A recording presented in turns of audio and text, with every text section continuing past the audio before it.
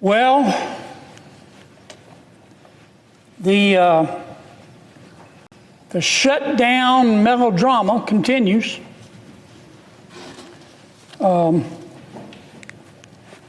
love the smell of melodrama in the morning. It smells like the United States Senate. I said the other day that this shutdown is just further proof that human evolution is a slow process. This shutdown, what you're witnessing now, is just further proof of why it took human beings thousands of years to learn how to stand upright. This shutdown is bone deep, down to the marrow, stupid. Some shutdowns are based on policy. Some shutdowns are based on politics. Some shutdowns are based on a combination of both. This one is pure. It's pure as ivory snow. This shutdown is based on politics. Let me tell you what's going on. I believe in a two-party system, Mr. President. Why? Because two parties create competition. And competition makes all of us better. It does. The Democratic Party, the opposite of my party, the Republican Party, the Democratic Party is competing within itself right now. And there is a distinct wing of the Democratic Party that is winning that competition. If I wanted to use a pejorative expression, I would call it the Loon wing of the party. The Loon wing of the Democratic Party. Or you might call it the Bolshevik wing of the Democratic Party. I think a more accurate description is to call it the Socialist wing of the Democratic Party. I think that's fair. Now, I'm not saying that all of my Democratic friends are socialists, but there is clearly a wing of the Democratic Party that can only be described accurately as the socialist wing of the party. And that party is in ascendancy.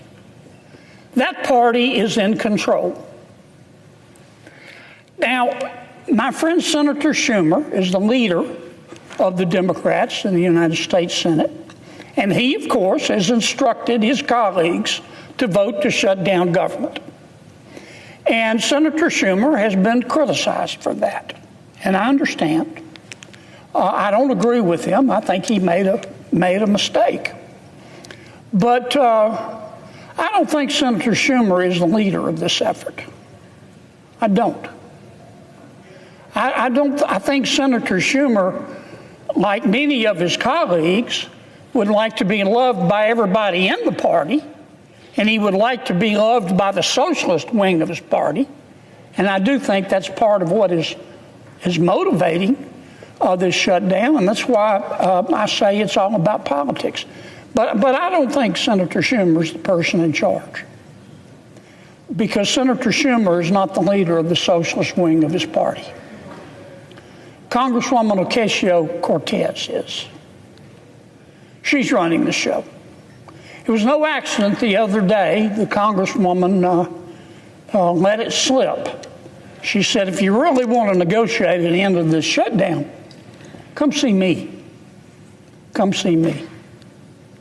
And I think any fair-minded person has to look right now and say that the two leading members, the quarterback, the two leading members of the socialist wing of the Democratic Party, the quarterback is Congresswoman Ocasio-Cortez. Now, her substitute is Senator Bernie Sanders.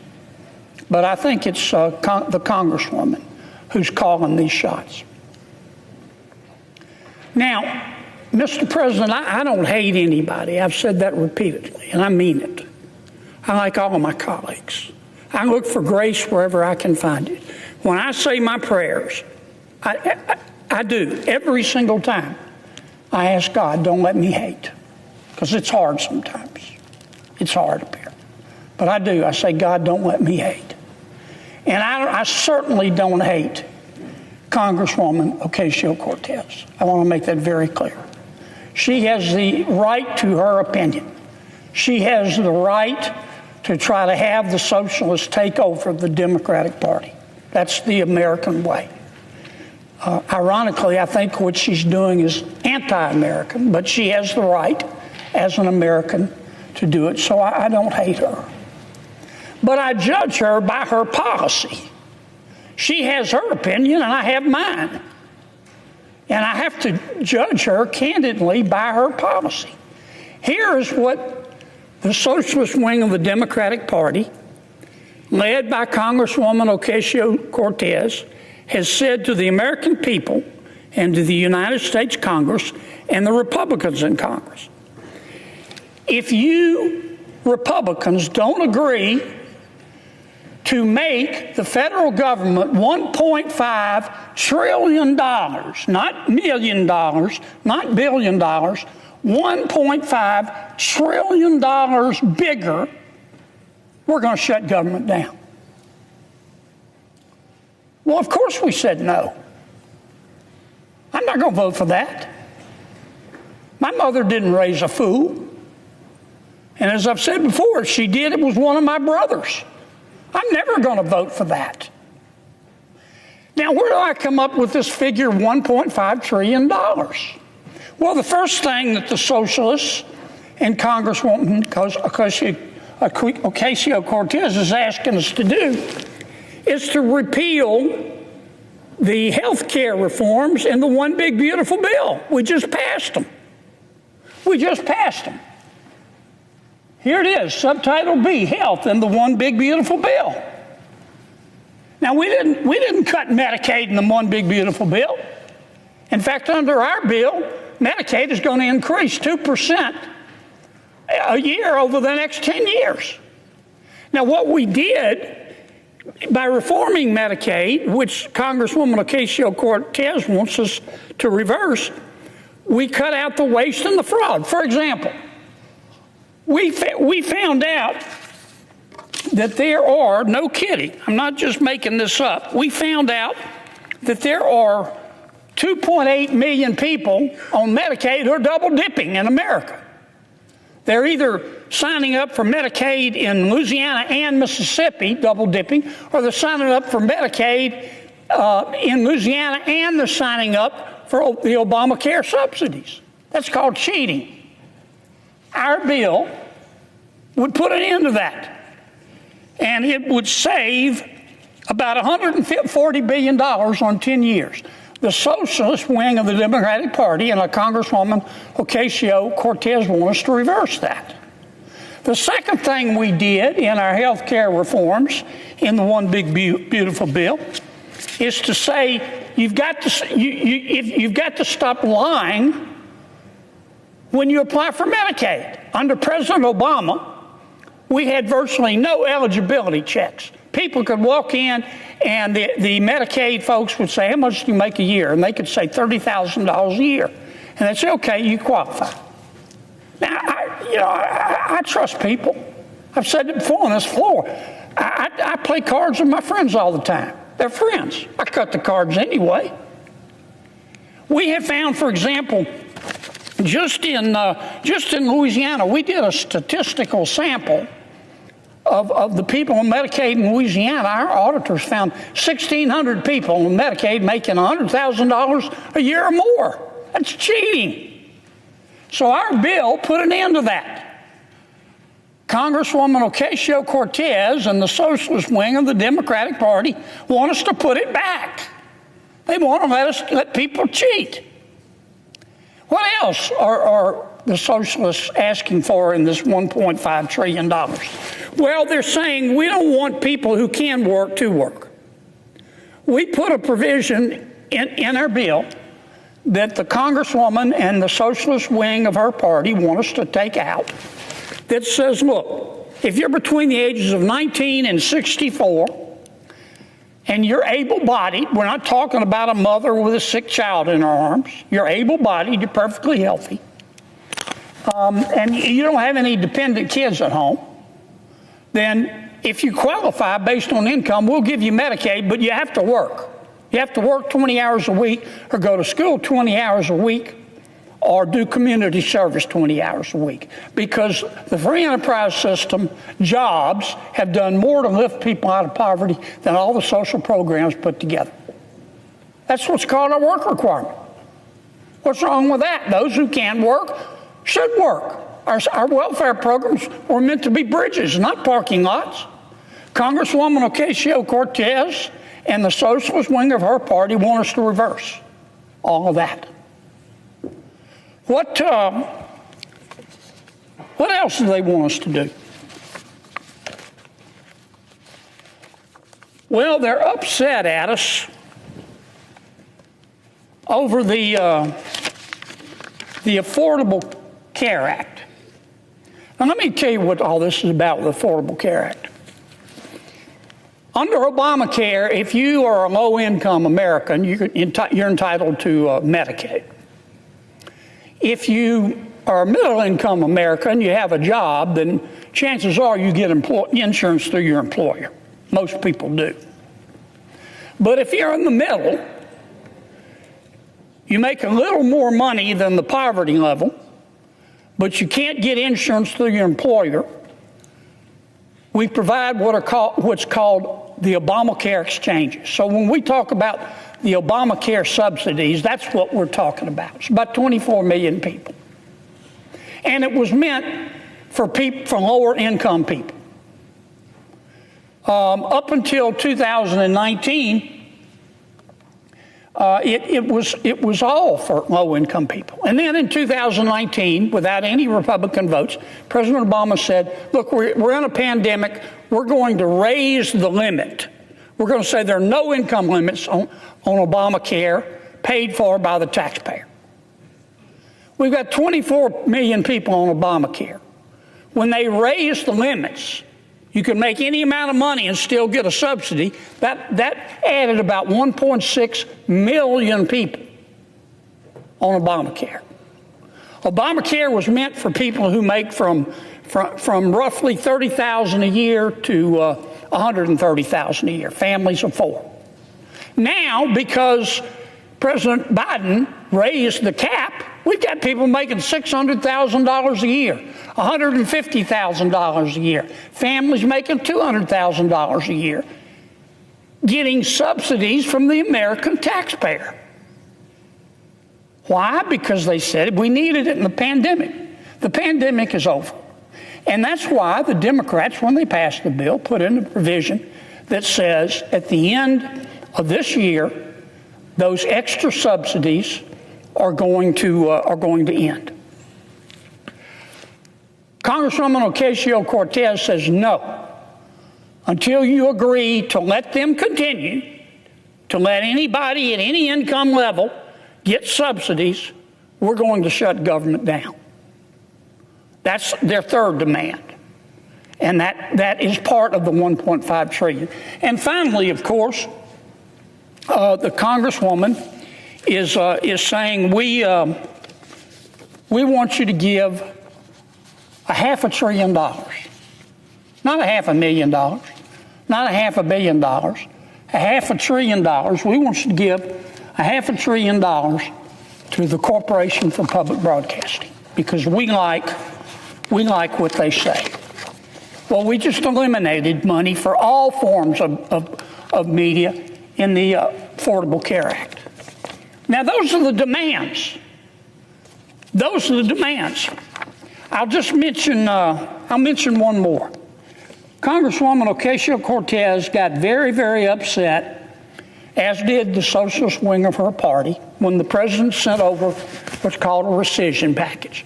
Basically, President Trump just said, we want you to take some stuff out of the budget that we think is wasteful. And we did. And that upset the Congresswoman. She's entitled to be upset if she wants to. But that really upset the socialist wing of the party. And so we took out, and here's what they want us to put back in. We found that under President Biden, they were spending $3 million for circumcisions and vasectomies in Zambia. We took that out. The Congresswoman says, we're going to shut down government until you put that back in. We found $500,000 of American taxpayer money for electric buses in Rwanda. We found $3.6 million for pastry cooking classes and dance focus groups for male prostitutes in Haiti.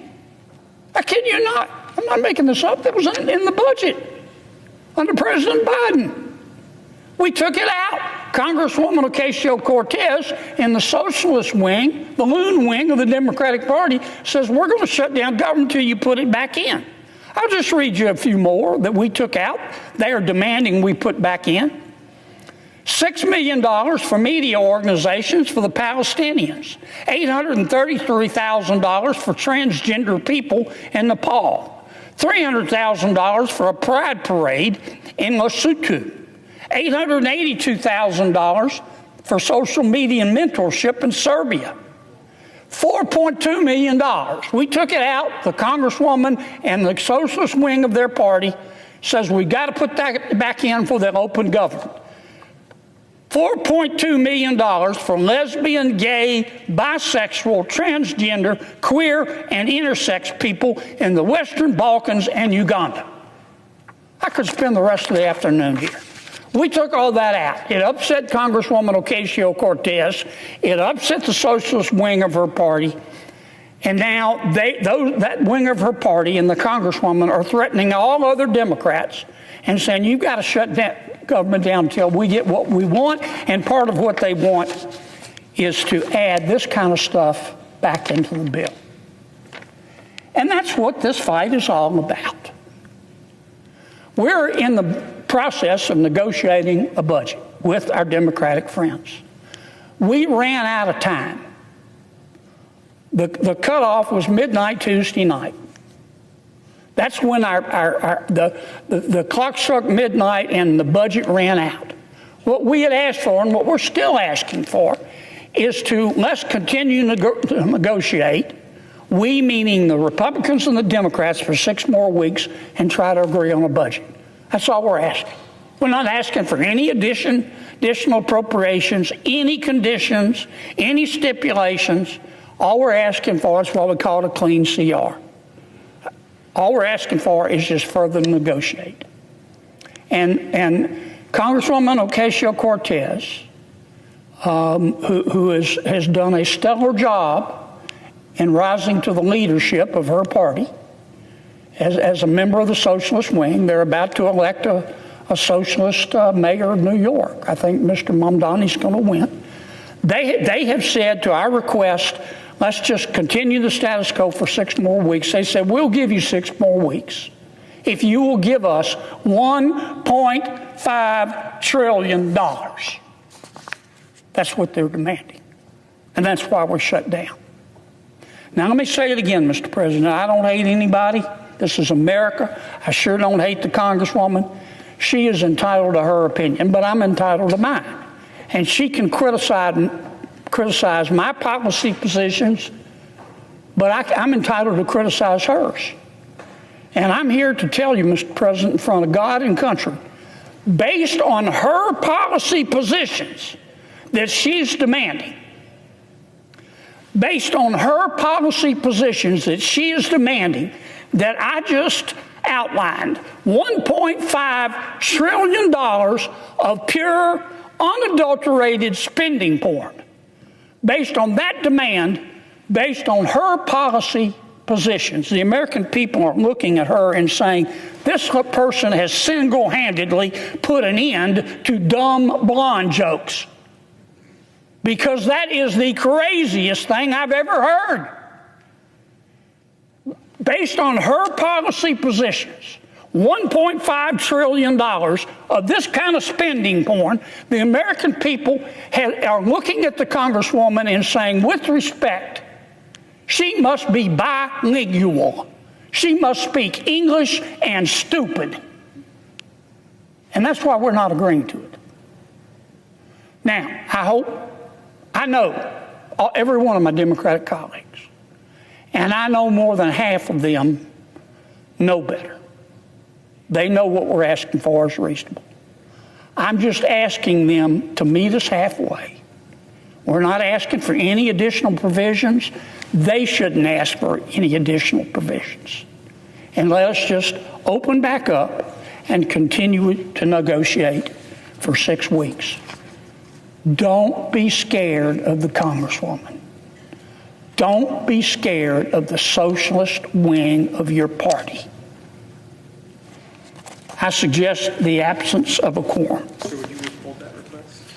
I will withhold that request, Mr. President, only because Tony asked me to. I'm supposed to read this, Tony? Yes, please. Okay, you've proofed it.